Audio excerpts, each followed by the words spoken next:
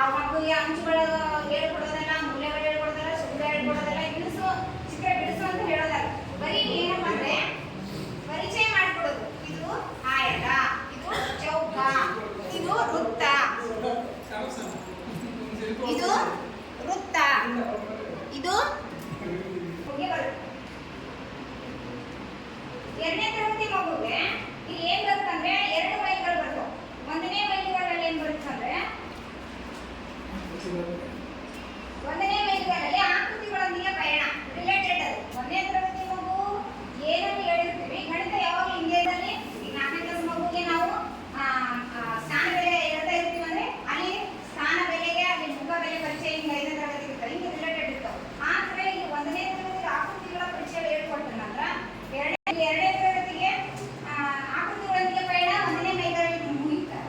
ಎರಡನೇ ಮೈಲಿಗಲ್ಲಲ್ಲಿ ಎಣಿಸೋಣ ಮತ್ತು ಕುಣಿಯೋಣ ಅಂತ ಬಂದಿದೆ. ಈಗ ಎಣಿಸೋಣ ಮತ್ತು ಕುಣಿಯೋಣ ಅಂದ್ರೆ 2ನೇ ತರಗತಿ ಮಗು 1ರಿಂದ 90ರ ಬಗ್ಗೆ ಆ ಮಗುಗೆ ಮನವರಿಕೆ ಆಗ್ಬೇಕಲ್ಲಿ. ಯಾಕಿಂದ ಈ ಜುಲೈ ತಿಂಗಳಲ್ಲಿ ಅದು ಸ್ಥಾನ ಬೆಲೆಗಳ ಮನವರಿಕೆ ಆದ ನಂತರ ಅಲ್ಲಿ ಕೆಲವೊಂದು ಕಾರ್ಡ್ಗಳು ಬರ್ತವೆ.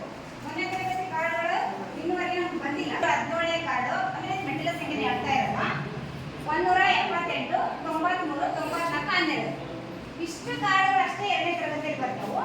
ಈ ಕಾರ್ಡ್ಗಳು ಅದು ಫಲಿತಾಂಶಕ್ಕೆ ಸಂಬಂಧಪಟ್ಟ ಮಾತ್ರ ಇಟ್ಟಂದ್ರೆ ಎಲ್ಲ ಚಟುವಟಿಕೆಗಳನ್ನು ತೆಗೆದಾರ. ಈ ಕಾರ್ಡ್ಗಳು ಅಷ್ಟೇ ಅಲ್ಲದೆ ಅಭ್ಯಾಸ ಪುಸ್ತಕದಲ್ಲಿ ಚಟುವಟಿಕೆಗಳನ್ನು ಕೊಟ್ಬಿಟ್ಟು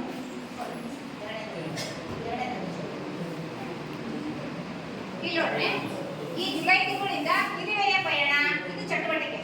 ಇದು ನಾವು ಒಂದು ಕಥೆ ಹೇಳಿದಾಗ ಇದು ಏನು ಜಾಸ್ತಿ ಗೊತ್ತಾಗ್ತಂದ್ರೆ ವೃತ್ತ, ಆಯತ, ತ್ರಿಭುಜ ಮತ್ತು ಸ್ತಂಭ ಇವುಗಳ ಪರಿಚಯದೊಂದಿಗೆ ಮುಂದಿನ ಕಲಿಕೆ ನಡೆ ಆಗುತ್ತೆ ಅಂತೇಳಿ ಈ ಕಥೆಯನ್ನು ಕೊಟ್ಟು ಮುಂದೆ ಪರಿಚಯನ ಕೊಟ್ಟನ. ಇಲ್ಲಿ 2ನೇ ತರಗತಿಗೆ ಬರ್ತದೆ ಆಗಂಗಿಲ್ಲ.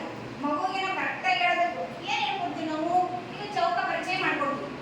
ಮಗು 1ನೇ ತರಗತಿ ಮಗು ಚೌಕ ಪರಿಚಯ ಮಾಡ್ಕೊಟ್ಟಾಗ ಈ ತರ ಇರ್ತಕ್ಕಂಥ ಒಂದು ಚಿತ್ರವನ್ನ ನೀವು ಎಲ್ಲೆಲ್ಲಿ ನೋಡ್ತೀಯಪ್ಪ, ಇದು ಒಂದು ಈ ತರ ನೀವು ನಾವು ಕೈ ಇಟ್ಕೊಂಡ್ಬಿಟ್ಟು ಸಾಕು, ಅವರೇ ಹೇಳ್ತಾರೆ. ಆಮೇಲೆ ಇನ್ನೊಂದು ಮಗು ಹೇಳ್ತಾನ, ಅಲ್ಲ ನಾವು ಗೇಟ್ ನೋಡಿದ್ವಿ, ಆ ಗೇಟ್ ಇನ್ನೂ ಈ ತರ ಚಿತ್ರ ಇದು. ಆಮೇಲೆ ನಮ್ಮ ಶಾಲೆಯಲ್ಲಿ ಇದೆ ಕೊಠಡಿ ಒಳಗೆ ನೋಡಿ ಏನಾದ್ರೂ ಇರ್ತಾರೆ ನಿಮ್ಗೆ ಚೌಕಾಗಿ ಅಂತ ಕೇಳಿದಾಗ ಆ ಮಗು ಹುಡುಗ ಸ್ಟಾರ್ಟ್ ಮಾಡ್ತಾರೆ. ಅವ್ರಿಗೆ ಆ ಚೌಕ ಹೋಗಿ ಆಯತ ತೋರಿಸ್ಬೋದು, ಆಯತ ಹೋಗಿ ಚೌಕ ತೋರಿಸ್ಬೋದು. ಅವಾಗ ನಾವು ಮಗು ಪರ್ಫೆಕ್ಟಾಗಿ ಪರಿಚಯ ಮಾಡ್ಕೊಳ್ಬೇಕು.